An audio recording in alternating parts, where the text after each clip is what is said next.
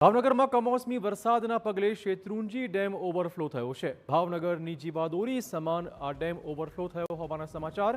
ડેમના 20 દરવાજા 1 ફૂટ સુધી ખોલી નંખાયા છે।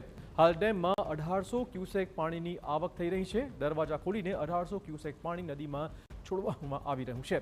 શેત્રુંજી ડેમ ફરીવાર ઓવરફ્લો થતા એવી આશા વર્તાઈ રહી છે કે ભાવનગરમાં લોકોને પાણીનો પ્રશ્ન હવે નહીં સતાવે।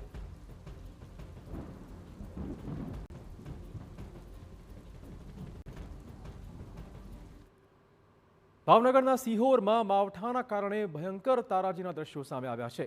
અહીંના વરલ ગામે ખેતર બેટમાં તબદીલ થઈ ગયા છે। મગફળીના પાથરા વરસાદી પાણીમાં તણાઈ ગયા છે।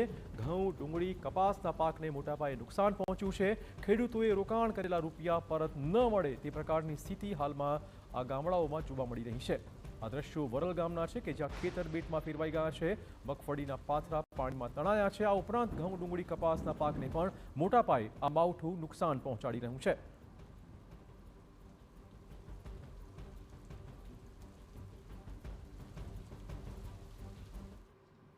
આ ખેડૂતની વેદના સાહેબ, આ જોવો છે, આ લાગડ પાથરા તરે છે। અત્યારે હાલમાં ડુંગળીના સોપાણ થઈ ગયા છે, ઘઉં, સણ્યા, એ જે શાળું વાવેતર થયા છે એ તો નિષ્ફળ થયા જ છે, પણ જે અમુક ટાટા બિયારણ છે એ પાણીમાં પાથરા તરે છે। અમારા તૈયાર મોલની હાલત જોવો છે।